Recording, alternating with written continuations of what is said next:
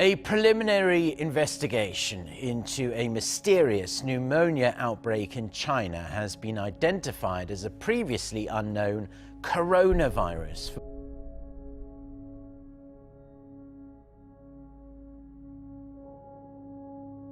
Now to growing concerns about the deadly coronavirus officially hitting the U.S. Here's what we know.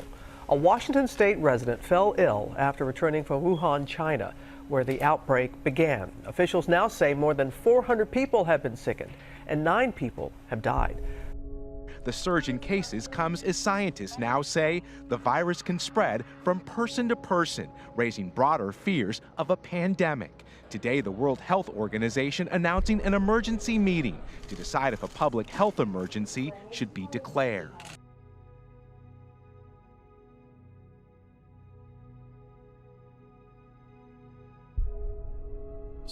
Americans should know that this is a potentially very serious public health threat. But at this point, Americans should not worry for their own safety. More than 200 Americans were airlifted out of Wuhan today. This is the epicenter of the virus outbreak, which has been locked down for nearly a week. People who were getting on the flight were screened for symptoms in order for them to get the permission to go. And when they land, they will be quarantined for 14 days in the U.S.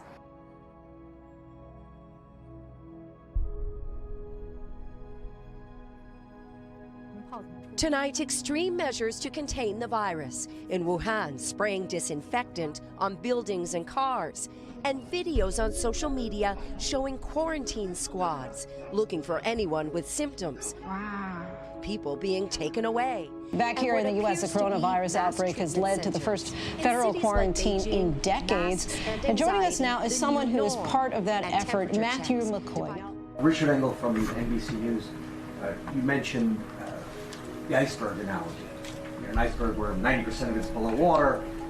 So the question is, do we have any sense of how big this iceberg is?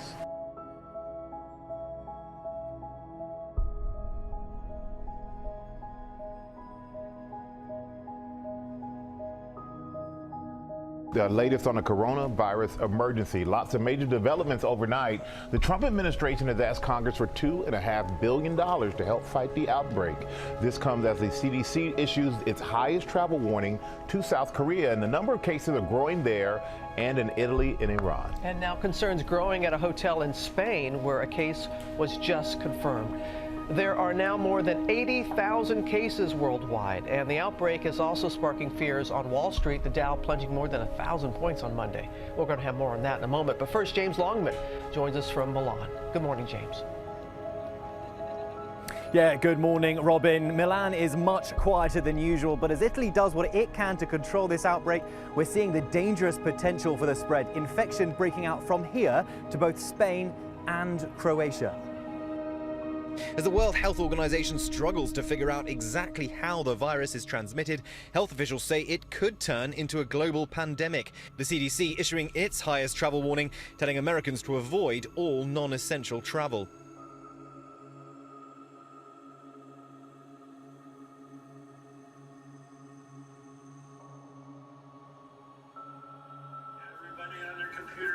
Carrie Hopperstadt's 3 sons are home today. For the next 2 weeks, they'll be learning online. I think it's kind of a ramping up, learning the technology, figuring out what each teacher is expecting. Their school outside of Seattle is closed, one of many districts in states across the country that sent students home. With a quarter of Italy's population in quarantine, economic and social life is grinding to a halt this morning. They're testing more here and finding that the virus is more widespread than expected. This was the scene at Milan's main train station as the government announced this weekend it was sealing off several of its industrialized northern and central provinces. Yeah, that's right, Amy. Good morning. Here in the UK, we've now had our first death from coronavirus. The Prime Minister's office saying it's likely it will spread in a significant way. And it seems that the wave that started in China is now cresting here in Europe. Italy's cases keep jumping, and now the Vatican has its first case. A medical clinic there has now been shut down.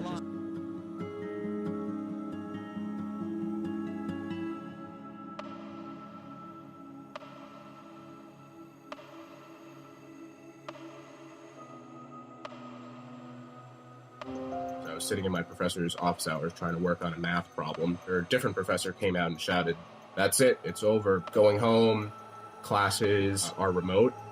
I think I spent about 10 more minutes trying to solve the problem I was working on before the gravity of the situation started to sink in, and I realized, what am I doing? The University of Washington became the nation's first large college to close its classrooms, saying it will cancel in-person classes and have students take classes and exams remotely instead. Hi, my name is Will, and I'm a student at Worcester Polytechnic Institute, or WPI. I, along with Chris, Lucas, and Gelila, am responsible for the creation of this project. As part of its curriculum, WPI requires that all students complete an interactive qualifying project, or IQP. Our group was assigned to complete this project in Copenhagen, Denmark. About a week before departing, we received a mass email stating that all study abroad programs were canceled for the remainder of the school year. Consequently, our team had to develop a new project, one that could be done remotely and with minimal face-to-face interaction with other people. Our original project focused on interviewing companies regarding their climate action plans, then developing a video to showcase our findings. Due to the manner in which that our project was canceled, our team was left feeling voiceless in the world. So, in keeping with the spirit of the original project and creating something that was relevant to current events, the team chose to work with college students to document the spread of the 2020 COVID-19 pandemic and how it affected student lives. While it was clear that all schools chose to shift classes online, the team hoped to collect stories that would show in what other ways the outbreak affected students, allowing them to feel as though they still had a voice. What we found was that whether it involved sports, study abroad programs, or not being able to return home, or some other circumstance, everyone had a unique story that was worth telling. Because of this, our team developed a process to collect responses. First, students would record their own videos using a list of provided open-ended questions to guide their responses. They would then submit their videos through an online form. After this, the group would watch all the submitted videos and report on the findings before making those videos available to the public, in addition to making the documentary you are now seeing.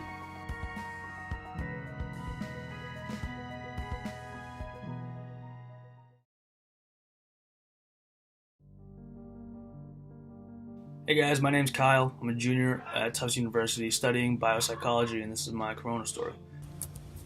Hi, my name is Tam, and this is my coronavirus story. Hello, my name is Jordan Julio.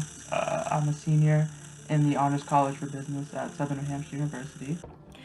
My name is Paige Carter. I'm a student at UCLA. I'm studying sociology and digital medium film, and I'm also on the cross-country and track team. Hi everyone, my name is Aaron Bennett. I'm a junior at Southern New Hampshire University studying electrical engineering.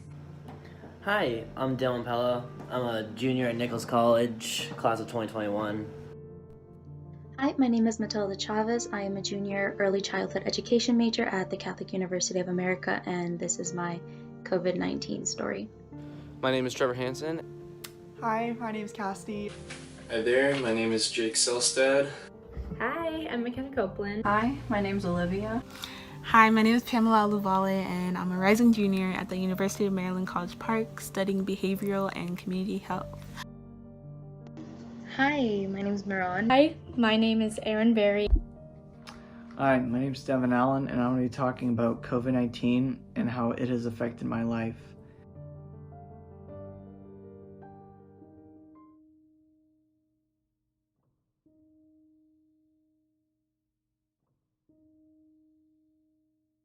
So I don't remember the exact first way that I heard about the pandemic, because for a couple months there, it was just a little bit in the news. All of a sudden you'd hear, oh, it spread to Italy. Like, oh, it's kind of concerning. It doesn't look good there, but nobody really took it seriously, and so I didn't think to actually do my research on what was happening.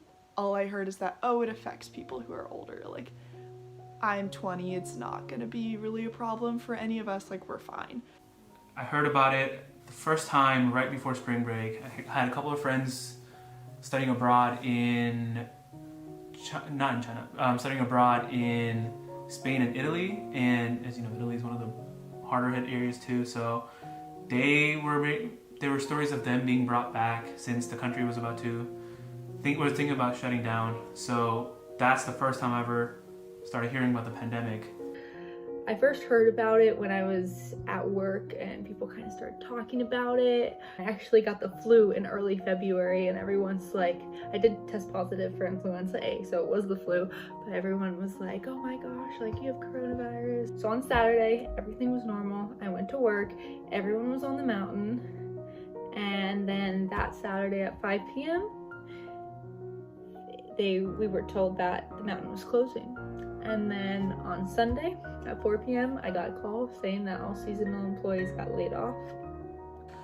And then all of a sudden, the first 2 weeks of our spring quarter got canceled. We got an email from the dean. And everybody was upset. We're like, it's fine, it's just a longer spring break.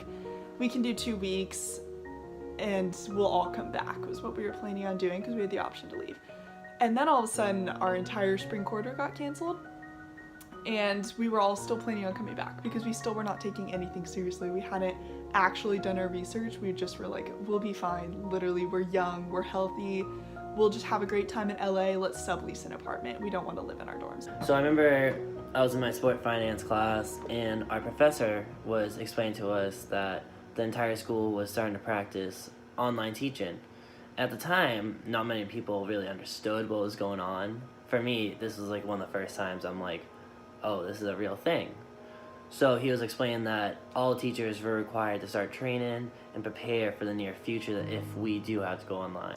And so we were all looking to sublease apartments, and then I got my parents on board, and then my roommate and I really started actually doing our research, and I started reading about what was happening in Italy and how literally they could not leave their house to go to the grocery store without like a document proving what they were doing. And that kind of freaked me out. And we started to realize that we were being irresponsible and we had to go home where we could stay inside and not. We were also a little bit scared of all of a sudden, what if things get really bad? Because at this point, things were changing every single day and we just had no idea what was really going to happen in a week from then, because a week before we didn't think our entire spring quarter was going to get canceled. It happened within a few days. The first time I heard about coronavirus was back in February 2020, and I was noticing how China had put Wuhan on lockdown. And during this time I was in Ghana doing an off-campus project for my school, and so looking back I was admiring how quickly China had put Wuhan on lockdown and how they were like positively responding to the virus, and I was very optimistic about how things were turning out, but then it soon started to get crazy. And by this point I had finished my project in Ghana and I had gone back home, which is Ethiopia to me, before I had gone back to the US to complete my degree. Once I was back here living in Southern California, it almost seemed like there was not really much change at first. Like life still seemed normal, but as time went on, more and more things started to change.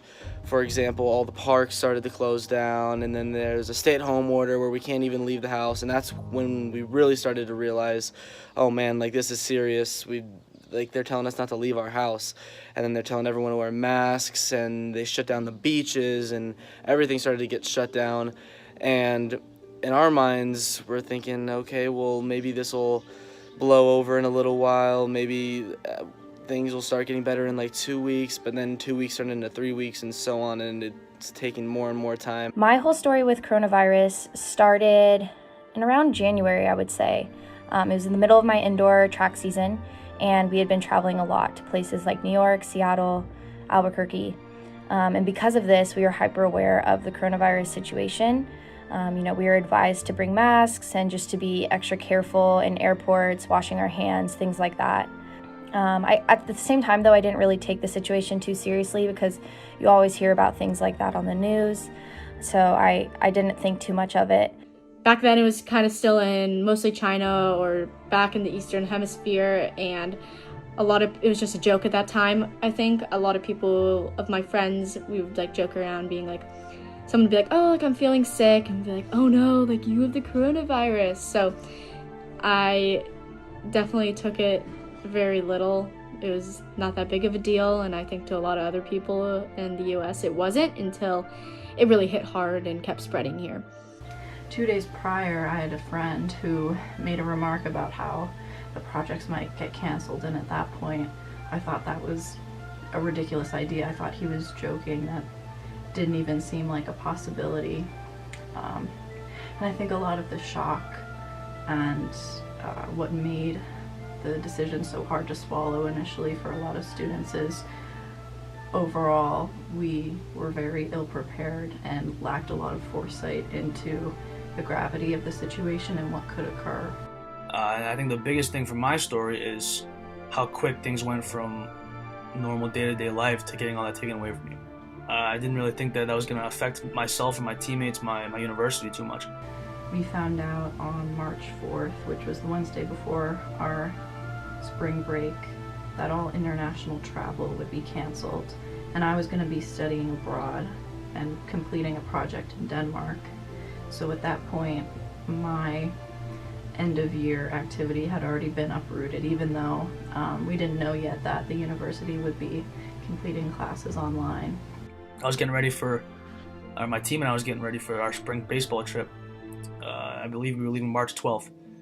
A couple of days earlier that week, actually, have a team meeting. We talk about basically, listen, guys, you know, this virus is going on. It's very serious, but I think there's a very high possibility we play our season. Great. A couple of days later, we have another team meeting. Okay, guys, things are getting a little more serious. I don't think it's going to affect us the way that they're saying, but, you know, our spring trip might be in jeopardy. But I think we're still going to play the rest of the season. And finally, we're getting ready to take off for our trip, and you know, Tuesday night rolls around, and it was 7 p.m. and we get an email from the president of the university talking about how, you know, he met with other schools in the NESCAC, which is the conference that Tufts is a part of, and came to the conclusion that they would be canceling all winter sports and the spring sports for this 2020 season. And so going from a couple days before where there was a little worry that you know, of this virus affecting our season, to now getting everything taken away from you, not only just athletically but academically too, you know, going to online classes, getting kids off campus, shutting things down, all for the safety of the students and the communities. It was crazy. It was a really big shock for me and my teammates, my family.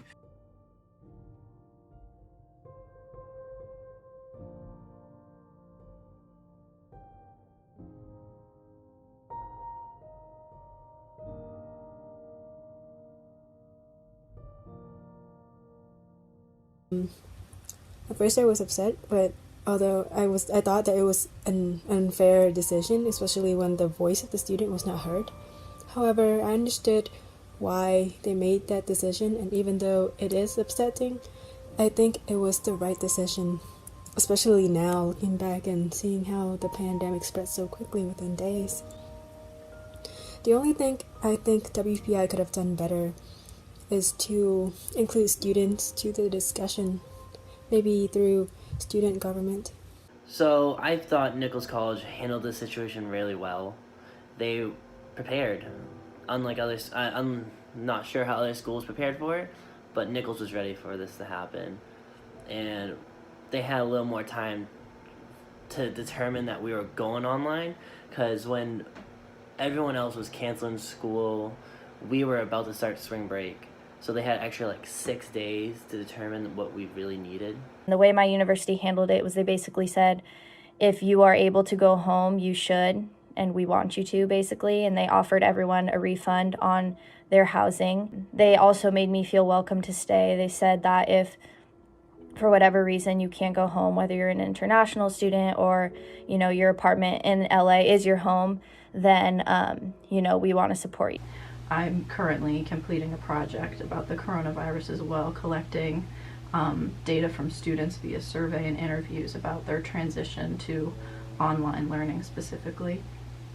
And there's definitely been somewhat of a consensus. We asked them a couple adjectives to describe their reaction to the news initially, and a couple adjectives to describe how they felt now.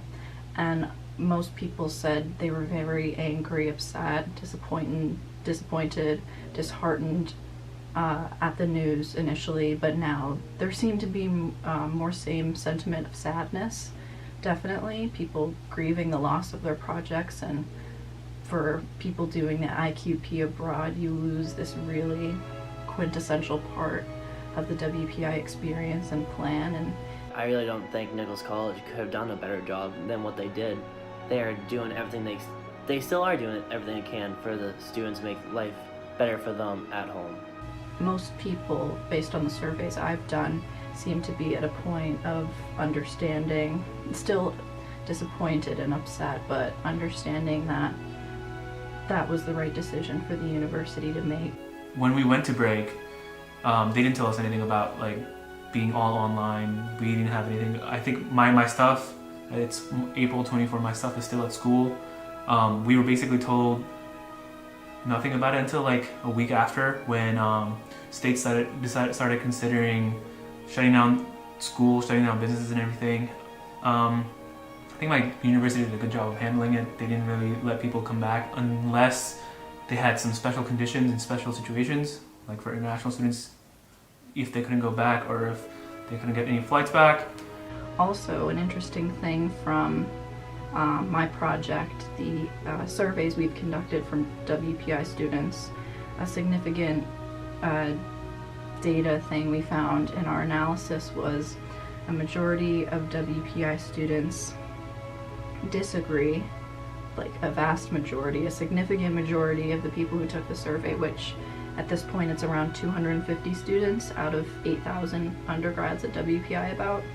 A vast majority of those people, like over 80%, disagree that they're getting the same quality of education online as in person, but they also agree, a vast majority agrees, that WPI made the right decision and has adapted well to online learning. I think everyone that I know, my university, my professors, handled it pretty well. I think the university at UCSD at least did really poorly telling the students and faculty about what they were doing, because everything was really last minute and poorly executed and really stressed people out more than it needed to, I believe. I definitely think coronavirus is a very stressful topic, and I understand why the university did what it did.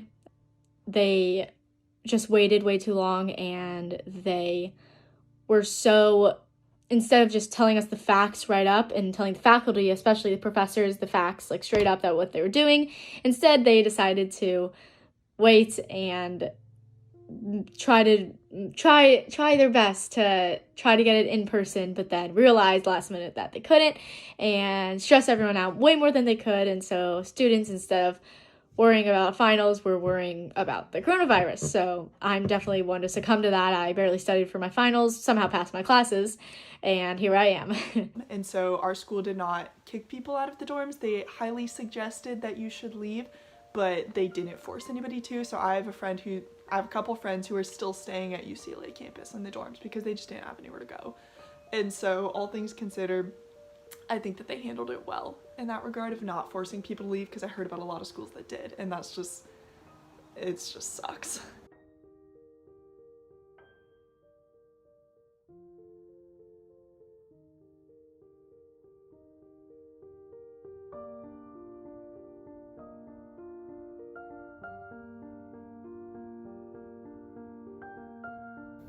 So once I ended up back in my house where I am now, things sort of just went back to like normal. It was sort of like how it would be during spring break or like during summer break.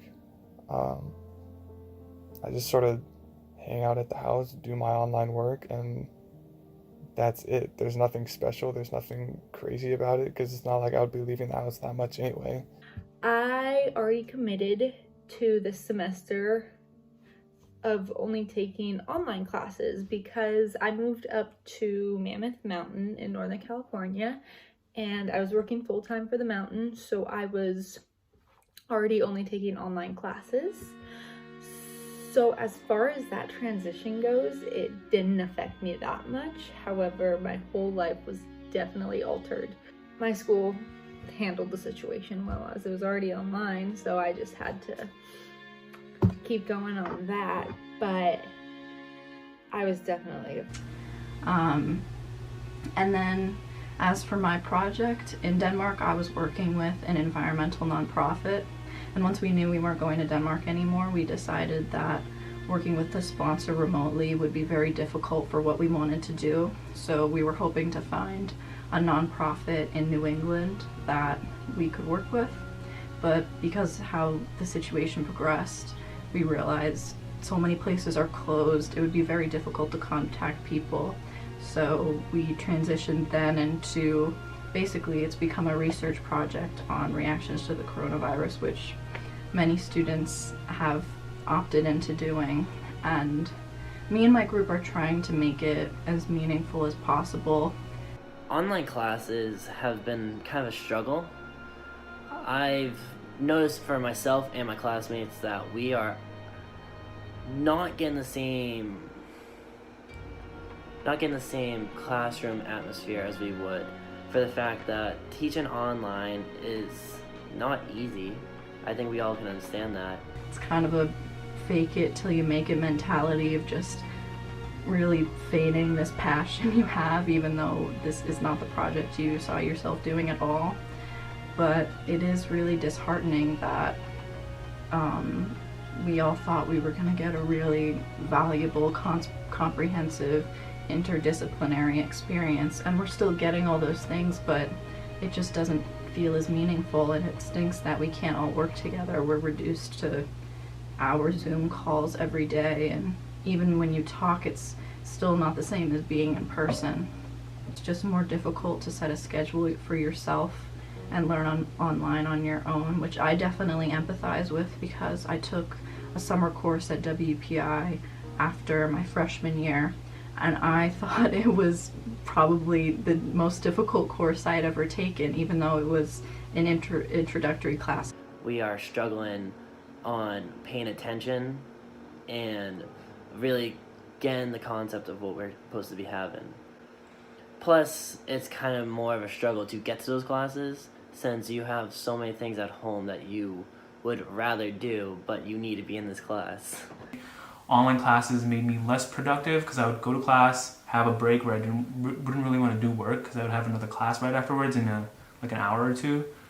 So I think I was more productive at nights, which was, I mean, it's still normal for me, but doing a social project remotely requires a lot of organization and commitment. During the first week, I was not used to this type of online platform and not being on campus, so I struggled a little bit to manage my time and stay focused in order to be productive. Eventually, I got the hang of it, and I was able to get my work done. So I guess for me, the shift from regular work to remote projects didn't affect me too much. I didn't go to a school to be online, so I would personally prefer to just take these quarters off. Like, you know, the school is like, hey, we're gonna take a break while this whole thing is happening, and when it blows over, we can return to, you know, physical lectures, and you can have your university and your physical campus and utilize all the resources on campus.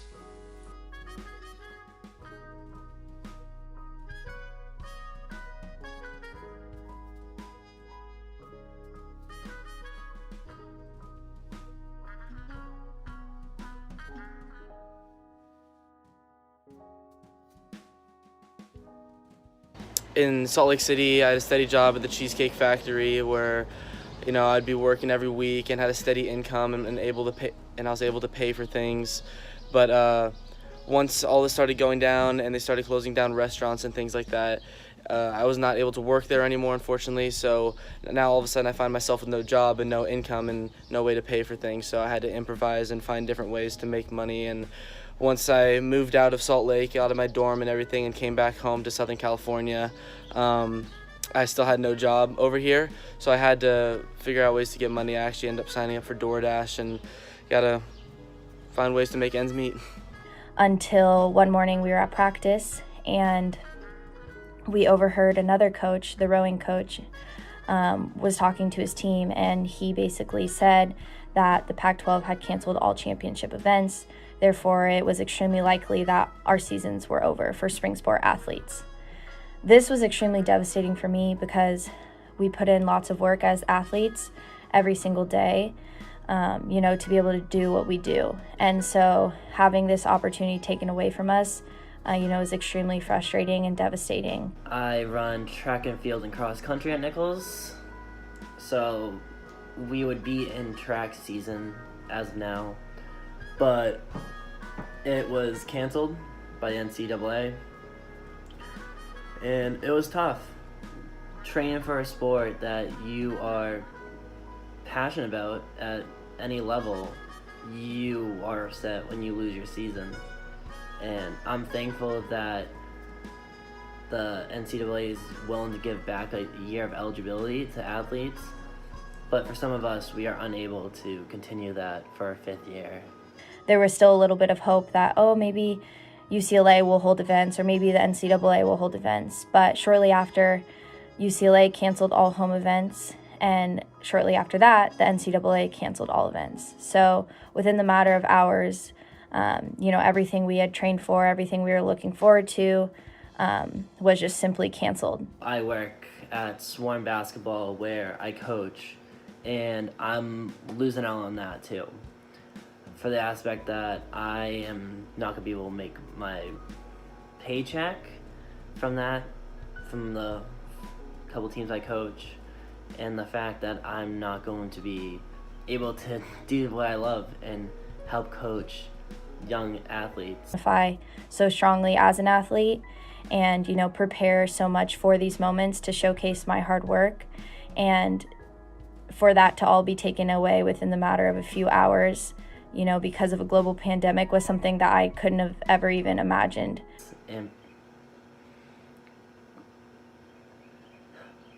it's upsetting. I'm sorry. I had to take a moment. Outside of my coursework, I was supposed to study abroad this summer, and I was really looking forward to it.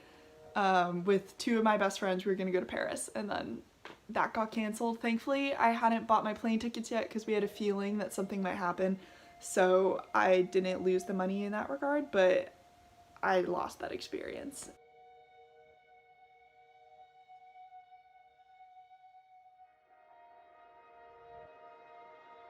The safety of the students and the communities, it was crazy. It was a really big shock for me and my teammates, my family. I remember when I first read about it, I was pissed off initially. I was upset. I was angry. I was frustrated. I was just all these different emotions, emotions that you don't really get to feel too much.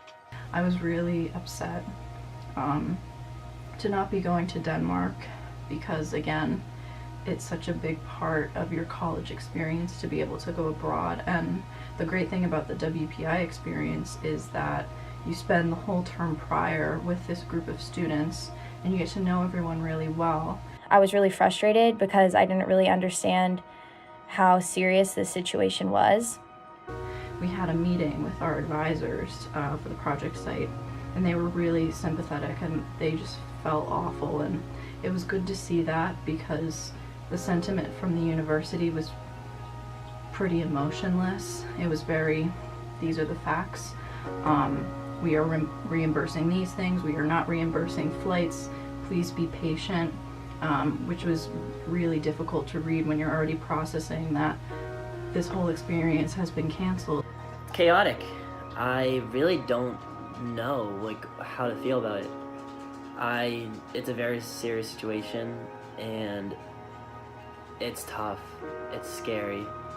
I wish there was more to do for it. It was a shock, but also for me, knowing that I was a junior and I had 1 year left gave me some positivity, some light at the end of the tunnel. But then for my seniors, I felt terrible. I felt terrible for them. When they worked so hard for 4 years to get to a point where they're seniors now, representing the university on their chest every time they play the game they love to play. And then getting that taken away from them like this, it was nuts. You can do Zoom calls and you can do stuff online together, but nothing really compares to that closeness I think you get with the IQP project and the intensity it involves. So that was really disappointing, and then eventually, soon after that, WPI announced that they would be closing for the rest of the year, so that wasn't really much of a surprise. The emotional impact was huge. I've never had something happen so quickly, Saturday, they were like, oh, something might happen to, we're shutting the mountain down to everyone's laid off and you have to go home. Like, you have the cost of living is too much up there to not have a job. It's just ridiculous.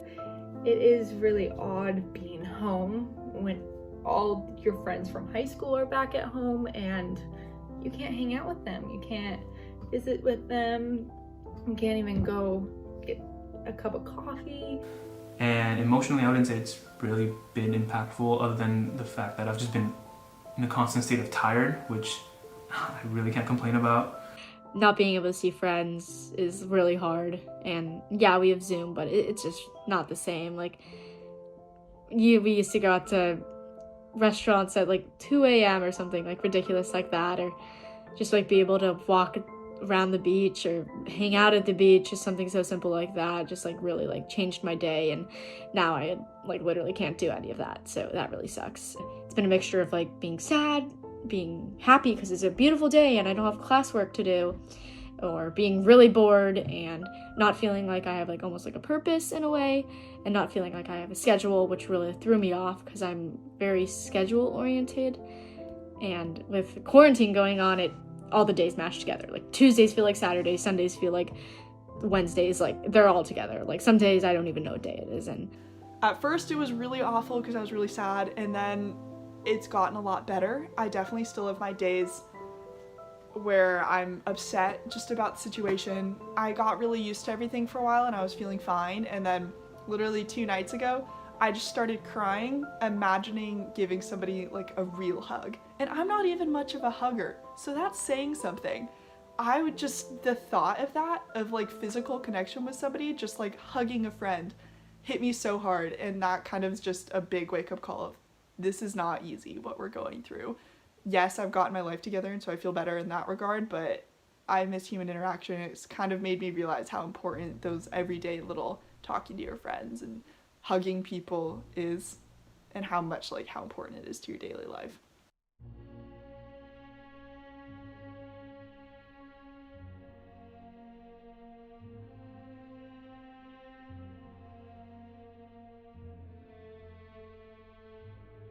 And I'm a senior, and I was really excited to come back to the U.S. to finish my degree, and I remember it was March 11, 2020, and I remember this because it was my birthday, and it was one of the most stressful days of my life because I got a notification from my airlines, which is Lufthansa, that I had canceled my flight from like one of the city from Frankfurt to the US, and I was really startled, which means I won't be able to get back to the US on time to start and like finish my degree. But then soon at the end of the day, I was trying to contact them to no avail because their lines were really like busy, and then I got a notification saying Lufthansa had rerouted my flight through another city of theirs. And I was like, okay, I'll make it to the US and I get to graduate on time. I was really excited to see that the work that I've had put into for the past 4 years had not like gotten lost in like these kind of instances.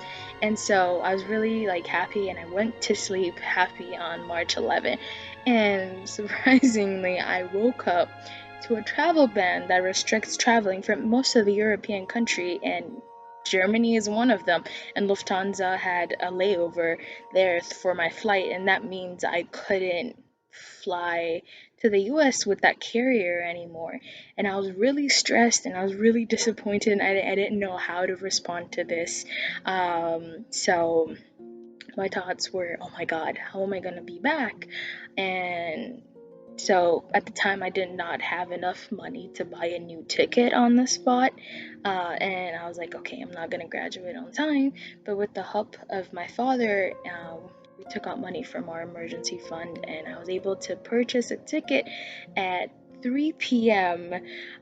Through another carrier, Ethiopian Airlines, that won't like have a layover in any of the European countries that were banned, and so I was able to get to the US on time before the travel ban sets in, and now I'll be able to graduate on time. Financially, we've been lucky enough that both my parents are still employed right now. They're both still like teaching online, which has had its joys and concerns of its own. Trying to help parents with technology is always fun, but they're learning and I enjoy helping them sometimes. But so it's been a little bit crazy around the house, but like really nothing I can complain about.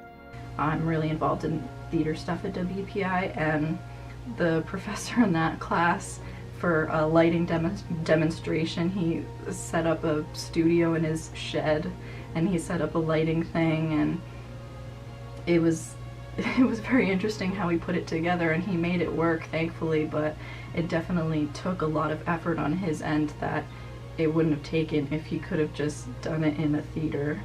The time when I'm most nervous so far is when I go grocery shopping. Even though I haven't experienced anything bad, I have heard about racist encounters towards Chinese-looking people, and some of my friends have experienced it firsthand. I don't think people in Massachusetts would act that way, but I can't help but feeling nervous when I'm near many people. Like I said before, I am an athlete, so I'm still training. I wake up every morning and run. I just now have to take extra precautions while doing so. So I've had a few situations where I've run by people, you know, in public places, maybe in a park or down the street, and everyone reacts differently. You know, some people will still smile and wave as always, but others, you know, will kind of take an extra step away from you or kind of put their hand up. I've even had a few people say to me, like, back up or don't come too close and things like that.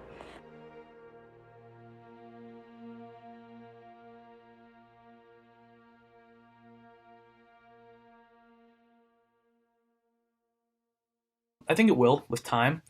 Obviously, something as serious as this pandemic going on, I don't think we'll return to normalcy for a little bit, especially in terms of going out, you know, bars, restaurants, sporting events, concerts, going to the mall, right? Things where you're getting so close to people, especially after something like this. It's going to take some time, I think, to get over that fear that, you know, we might not be ready yet. I would like to think that, you know, we can go back to some version of normal, but I do think that from here on out, things will just fundamentally be different because this is a situation that has, you know, changed so much already. And I think the way that people go about so many different things are just going to be different now. I don't know if it's, you know, naive of me to say that I think our world will forever be different. But truthfully, I do, especially within the world of sports, which I'm so, you know, involved in.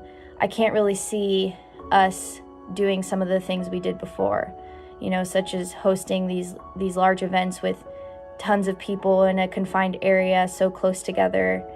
Bigger events are going to be put down to lower amount of people. I think that sport games are no longer going to have fans, which is sad to say. And I think for me, the biggest thing moving forward is gaining some perspective in that, you know, I might have it bad one day, but there are people going through a lot worse than I am. So it's all about how I react to my certain situations, how I go about my business moving forward. Being a good dude, being a good person. After the situation resolves, I think the world will return to the way it was before. People are so used to the normal lifestyle we had before the pandemic, and everybody will be very eager and excited to return back to that normal lifestyle. After this situation resolves, the world will definitely be different. Definitely. It's gonna be weird the first few weeks to a month of just being in public around people again. It's gonna take some time to get used to that. Even right now, watching TV shows or movies of people shaking hands or hugging, I'm like, why are you doing that? But it's like, oh right, this was filmed 2 years ago and we could touch each other. I feel like after there's an approved vaccine found, it'll be a while before everything comes back to normal, just because this has been going on for so long and it's a situation that no one has really ever seen before. So it'll take time to get back into reality. I feel like everyone's going to be wearing masks, everything for a while, and there's still not going to be major events like concerts and things like that for a while. Our country definitely is not prepared for the disease control that it has encountered, so I think that they will put a lot more into that in case something like this were to happen again. With a lot of respect for a lot of people, not that I didn't before, but it put a lot of strain on some people's lives. Definitely support small businesses during this and after this, because they're really going to need it afterwards. The situation has really made everyone, especially me, super hypersensitive about concealing germs or covering your cough and sneezes and stuff like that. Just make sure you can do everything in your power to not spread germs and sickness and stuff like that, because this has really opened a lot of people's eyes on how fast things like this can spread and what damage it can make. It feels like, to me at least, when I look online, coronavirus by state, and I see how many cases a day, how many new cases. It feels like every single day there's 35,000 new cases in the US, which is like so saddening. And I think that nothing will go back to normal until a vaccine has been brought to the public and given to everyone.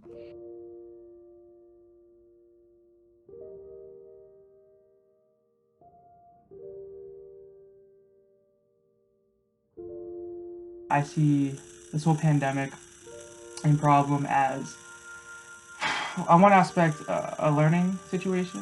This is a lot of people's first encounter with adversity, encounter with struggle, and I think this will teach a lot of people to persevere and how to bounce back from something that has taken away so many lives, has disrupted people's financial situations, has hurt the overall global and national economy. It's tough. It's hard times. And now I'm working a totally different job. I went from working for a mountain resort to working at a grocery store, which is fine. Like, I'm really lucky to have gotten a job in these circumstances. Advice I would give to anyone in a similar situation would to be, get a new hobby. Because I couldn't snowboard anymore, I bought a new skateboard, which I'm having a lot of fun with. I'm learning new tricks and learning how to do new things, and it's really entertaining and gives me something to do in my free time, gives me something to get better at, gets me outside, gives me a little bit of adrenaline. You know, it's really fun. What I've learned most from that is just to take advantage of every moment and to really enjoy what you're doing while you're doing it, because it doesn't last forever and you don't really know when something will be taken away from you. And so I guess the thing I've taken away from that is just that, as scary as the situation is and as much as it's affected so many people around the world, I think it's important that we all, still try to stay true to ourselves and treat people with kindness, regardless of how scary this is. So I've also just learned to really enjoy the moment, because, I never expected my junior year of college to be online, to not be able to compete in my sport, to not be with my friends, to be living alone in my apartment. Do something you've always wanted to do, like learn how to cook or read a few books. Just now's the time to do something you've always wanted to do and you've never had time for, because you get in your routine and you get in your way of life, and once you're comfortable, you just kind of keep with it. Stock up a few weeks in advance, nothing crazy, but just a little bit more prepared. So I think that's the biggest piece of advice I'd have to anyone in a similar situation. I think I have two. The first would be to not take anything for granted. I saw the reactions of the seniors getting their senior baseball season taken away from them, and I know that's something that I don't want to feel. They managed to get through it together as a group, unified. I think that second piece of advice is that you have a support group, and you got to use that support group. You can't get through everything alone. You got to be able to talk about things, get them off your chest, and really be able to talk about what's going on around you and be able to learn from it. You have people around you that are going through the same thing that you're going through, and being able to talk and communicate with them about what's going on and work through your problems and your difficulties is the best way to get to the other side, I think. So advice for anyone in this situation in the future: make sure you make a schedule for yourself, have it put up on your wall, and make a to-do list. I've found in the past couple days that it's making me get my stuff done for finals. Overall, even though everything that's going on is really not ideal, I am adapting to it. and I'm trying to make the best out of the situation. I think that this should be applied to everyone. I think there's no point complaining or feeling upset for too long, because we're all in this together, and this is the perfect time for self-improvement and learning something new. I think after all this, I've always treated others the best I could with everything they deserve, and I think that everyone deserves a bit of kindness, no matter what they're going through, or no matter who they are. I would just say, make the most of your circumstances and be grateful for what you have. I definitely think this has given me a new perspective on how important the people are in my everyday life. Even just my class friends and meeting up and studying together. The people at the supermarket who are just so kind and just working every day that we take for granted, and we don't realize that they're literally out there risking their lives so that we can try and be normal and get what we need. And I think that's very important, and I'm going to try and remember that. And I learned from this experience that it is always better to take precautions before it is too late. I also learned to appreciate the healthcare workers more for their great sacrifice and dedication to help people. And for that, I feel more obligated to help the communities to be safe and healthy. Thanks.